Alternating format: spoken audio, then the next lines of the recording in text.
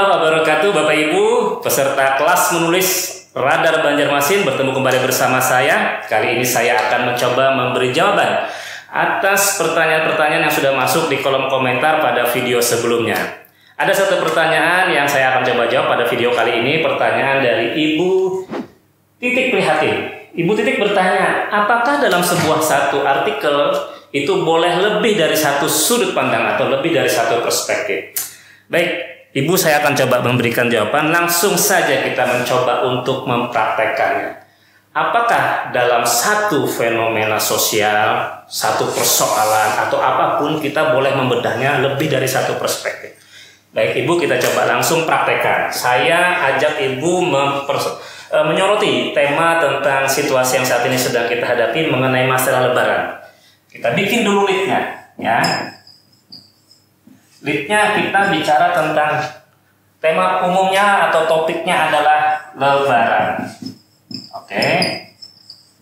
Nah, kita tahu sekarang pemerintah sudah mengeluarkan satu kebijakan untuk melarang mudik dengan alasan mengurangi COVID. Oke, ya Bapak Ibu, boleh dibilang ini topik, ya. Ini perspektifnya atau angle tulisan yang kita akan coba bedah, melarang mudik, ya. Nah, sekarang kita akan mencoba memberikan analisa kritis atas larangan kebijakan larangan mudik ini, ya. Maka Ibu bisa langsung membaginya, ya.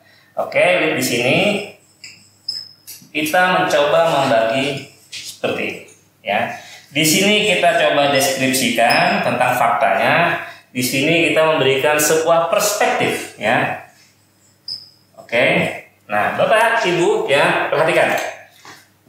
Lebaran adalah topik dari sebuah tema yang mau kita angkat, kemudian kita kerucutkan menjadi sebuah ide mengenai kebijakan larangan mudik yang dikeluarkan oleh pemerintah. Kemudian kita mencoba memberikan pandangan kritis, opini sepenuhnya terhadap larangan mudik.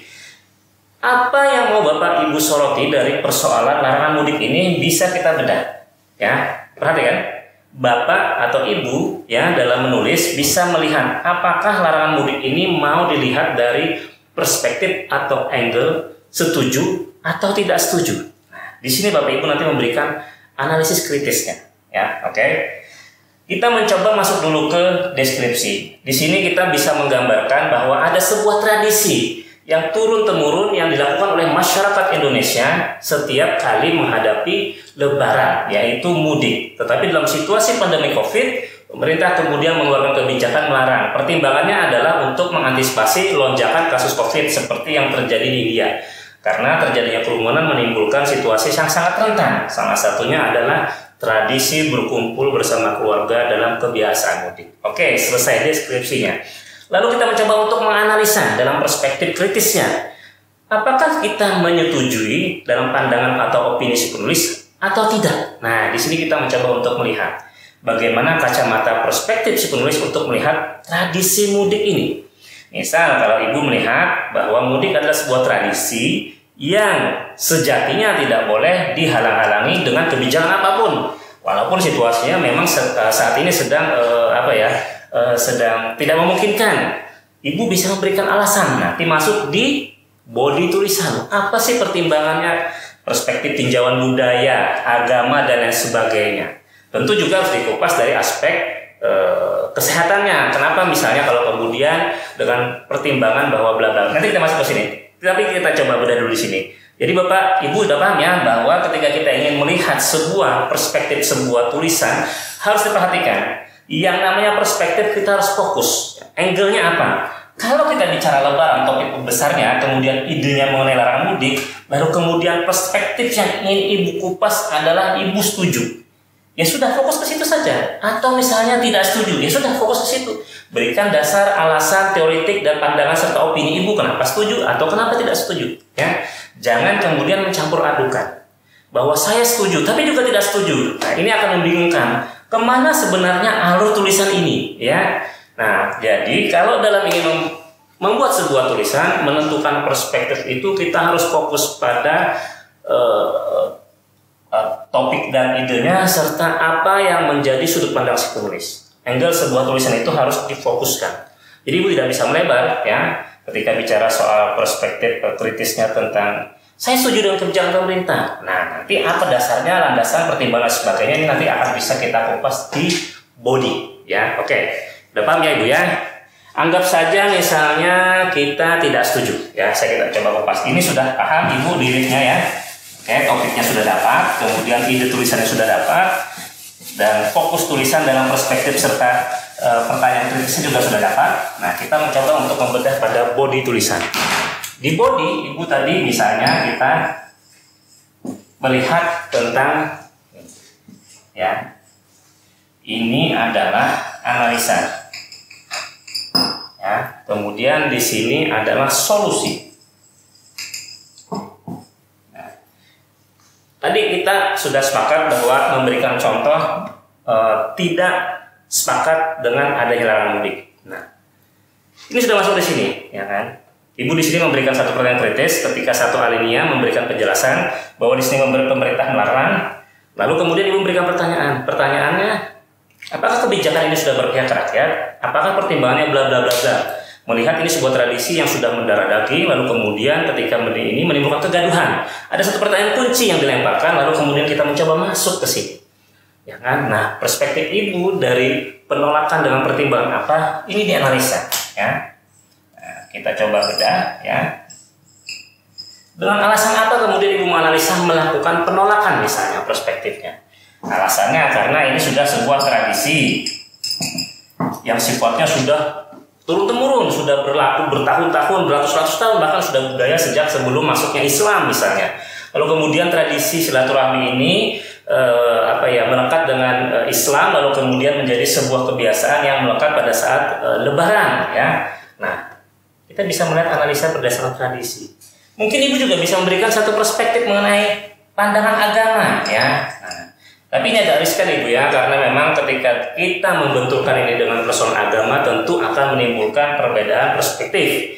Bahwa kemudian ketika ada kajian fikih yang melihat bahwa dalam situasi membahayakan, hal-hal yang sifatnya mubah pun bisa diharamkan misalnya. Nah, saya sarankan ketika kita melihat ini lebih fokus kepada bagaimana analisanya ibu melihat ini menjadi sebuah tradisi misalnya, atau sebuah pandangan menyangkut psikologi misalnya, bahwa dalam pandangan ibu misalnya secara psikologi bagi orang yang sudah memendam rindu begitu lama, ketika dia tidak bisa meluapkan rasa rindunya akan menimbulkan kegalauan. Pada tindakan lebih kritis bisa menimbulkan depresi dan sebagainya, maka akan banyak menimbulkan kekacauan sosial akibat orang tidak punya saluran misalnya, ya. Dan terakhir perspektifnya apa? Ibu bisa melihat ekonomi, ya, bahwa larangan mudik membuat ekonomi stagnan, tidak bergerak karena uang tidak mengalir ke daerah, atau sebaliknya, ya, tidak terjadi sebuah pergerakan ekonomi yang ini biasanya dibawa pada saat terjadinya mudik. Nah, 3 analisis dalam 3 alinea ini nanti coba ibu berikan solusinya. Misalnya sebagai sebuah tradisi, ibu memberikan solusi bahwa boleh mudik, tapi dengan catatan hanya misalnya mudik yang bersifat dalam kota, dalam provinsi, atau misalnya lintas batas yang bersifat hanya satu provinsi yang dipisahkan oleh 2 pulau misalnya. Atau mungkin perspektif apa yang ibu bisa berikan solusi? Kalau ibu tadi mengatakan menolak mudik, nah ini harus diberikan, ya, tentunya dengan pertimbangan argumen yang cukup kuat, ya. Apa solusi yang sifatnya argumentatif tadi. Kemudian psikologi. Kenapa kemudian ibu memberikan sebuah solusi bahwa mudik menjadi sebuah tradisi yang dalam kajian psikologi harus dilakukan, karena di sini tidak hanya sekedar melestarikan nilai-nilai budaya, tapi di sini ada pelepasan penjelasan secara psikologinya bahwa misalnya ini menimbulkan satu semangat hidup baru, membuat orang menjadi lebih bergairah, maka akan menimbulkan satu pandangan psikologi mungkin akan menimbulkan satu semangat lain sebagainya misalnya. Semangat atau keinginan hasrat untuk bisa bekerja lebih giat bahwa bla bla bla misalnya. Ini bisa diberikan perspektif analisisnya. Dan terakhir ekonomi. Kenapa ibu mengatakan menolak kebijakan misalnya ya, menolak kebijakan larangan mudik? Karena secara ekonomi dalam situasi pandemi Covid justru harusnya perputaran uang melalui momentum lebaran ini harus dimanfaatkan karena terjadi transaksi yang luar biasa dengan nilai bla bla. Ini akan mengangkat ekonomi UMKM bla bla bla bla. Maka ibu nanti kita akan bisa masuk dari semua sini penutupnya, ya. Penutupnya adalah satu, dua, kesimpulannya apa? Bahwa saya menilai mudik masih diperlukan dengan ya misalnya ketentuan-ketentuan yang lebih diperlonggar, bukan sama sekali dilakukan pembatasan total. Misalnya mudik boleh untuk situasi kondisi tertentu dalam antar provinsi yang sifatnya hanya berbatasan melalui darat misalnya, tidak boleh melalui udara. Jadi mudik dilarang bagi warga yang provinsinya terpisah pada pulau, misalnya Pulau Kalimantan dengan Pulau Jawa dengan Pulau Sulawesi, atau Sulawesi dengan Kalimantan dan sebagainya. Tetapi kalau misalnya Jawa Barat dengan Jawa Timur, Jakarta dan sebagainya yang itu masih dalam satu pulau dan bisa dilewati oleh transportasi darat, maka saya setuju misalnya. Nah, ini bisa dimasukkan dalam kesimpulan. Lalu sarannya adalah bla bla bla. Setelah ibu bisa memberikan saran dalam perspektif ibu bahwa bagaimanapun kita tidak boleh mengabaikan satu tradisi yang sudah mengakar karena ada nilai-nilai religinya, ada pandangan-pandangan psikologi bahwa ini sebuah kebiasaan bla bla bla, dan ada keuntungan secara ekonominya misalnya. Maka pemerintah harus bisa lebih arif untuk mengkaji kebijakan mudik yang diperluas, yang diperlonggar, tetapi tetap mematuhi bla bla bla bla misalnya. Ya, Ibu, demikian pandangan masukan saya untuk membuat sebuah perspektif tulisan. Ya, kita mengambil contoh mengenai bagaimana kita menyoroti tentang kebijakan mudik. Atau sebaliknya, kalau kita tadi tidak setuju, maka bagaimana argumentasi kita ketika kita menyatakan setuju. Pandangan ini juga bisa digunakan ya, bahwa berdasarkan tradisi ini adalah cara yang memang bisa dilakukan melalui teknologi, karena kita sudah sekarang hidup dalam dunia yang bisa dikoneksikan dengan internet, melalui perangkat-perangkat yang bisa membuat kita bisa berkomunikasi secara langsung ya. Jadi tidak perlu mudik secara langsung, tetapi kita tetap bisa berkomunikasi sehingga tradisi ini masih tetap terjalin. Demikian juga dalam psikologi, bukan berarti harus bertatap muka, tetapi berkomunikasi secara lisan, sudah mendengar suara itu juga bisa menyenangkan pikiran dan hati. Dan ekonomi juga akan bergerak karena kita bisa mengirim melalui online, belanja secara online, lalu mengirimkan paket hadiah lebaran dan sebagainya, juga tetap akan menggerakkan ekonomi. Maka dengan solusi ini kita memberikan pandangan bahwa misalnya tadi solusinya tradisi. Kalau ini memandang sebuah tradisi yang harus dilaksanakan dalam kebiasaan mudik, solusinya adalah menggunakan silaturahmi secara online. Demikian juga secara psikologi, solusinya adalah bahwa berkomunikasi secara online itu menimbulkan misalnya kesenangan, kebahagiaan dan sebagainya. Atau kalau perlu dilakukan telekonferensi secara besar melalui perangkat-perangkat yang sudah tersedia aplikasinya, bisa Zoom dan sebagainya, berdiskusi, bercengkrama, bercanda melalui sebuah aplikasi yang sudah semuanya mungkin sudah begitu familiar ya. Nah, ini secara psikologi juga menimbulkan satu kegembiraan. Ya, artinya secara psikologi tidak ada halangan bahwa mudik itu lalu kemudian tidak bisa membuat orang berkomunikasi, enggak. Faktanya bisa dilakukan. Secara ekonomi juga sama, gitu kan. Nah, lalu kesimpulannya misalnya ibu memberikan dukungan, maka bagaimanapun kita harus memahami situasi yang lebih besar. Karena itu kebijakan melakukan larangan mudik oleh pemerintah sudah tepat agar kita bla bla bla. Ya, sarannya mengajak semua orang untuk memahami bahwa kita harus memilih sebuah sikap. Ya, misalnya saya setuju mudik lantaran pertimbangannya adalah kita tidak mau negara kita menjadi lebih kacau ekonominya, akan lebih berat beban ekonomi keluar negara untuk menanggung persoalan COVID dan sebagainya. Sehingga kita mencoba untuk memberikan pemahaman bahwa larangan mudik adalah satu kebijakan yang tidak membatasi tapi menyelamatkan bla bla bla misalnya.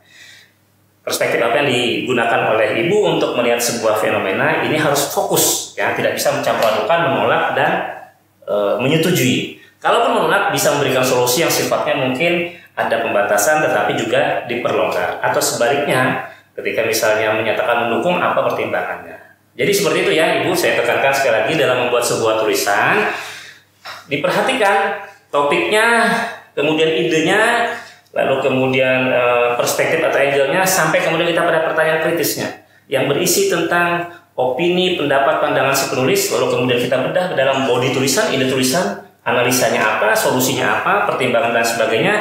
Di sini bisa masuk argumentasi berdasarkan pandangan si penulis, lalu kemudian kita berikan penutup yaitu kesimpulan dan saran. Mudah-mudahan apa yang saya sampaikan bisa ibu pahami ya, bisa jelas ya, sehingga nanti ibu ketika membuat sebuah tulisan ibu punya gambaran. Sekali lagi ini menjadi penting agar nanti ketika begitu banyak ide yang berseliweran dalam otak, kita tetap fokus pada topik ya, tulisan dan perspektif kritis dari sebuah tulisan sehingga kita tidak akan melebar. Karena semakin banyak ide yang masuk, itu akan membuat kita menjadi bias dalam tulisan sehingga orang akan menjadi bingung. Apa sih yang menjadi ide pokok dari alur sebuah tulisan yang ingin disampaikan oleh si penulis? Demikian Ibu penjelasan dan jawaban dari pertanyaan Ibu Titik Prihatin. Semoga ini bisa bermanfaat. Kita ketemu lagi dalam video selanjutnya, dan bagi Bapak Ibu yang ingin bertanya kembali silahkan tulis di kolom komentar. Insya Allah nanti saya akan mencoba membuat video untuk memberikan jawaban. Dan agar konten ini bisa terus berlanjut, saya mengajak Bapak Ibu untuk memberikan like, subscribe, dan komen di kolom komentar. Terima kasih. Assalamualaikum warahmatullahi wabarakatuh.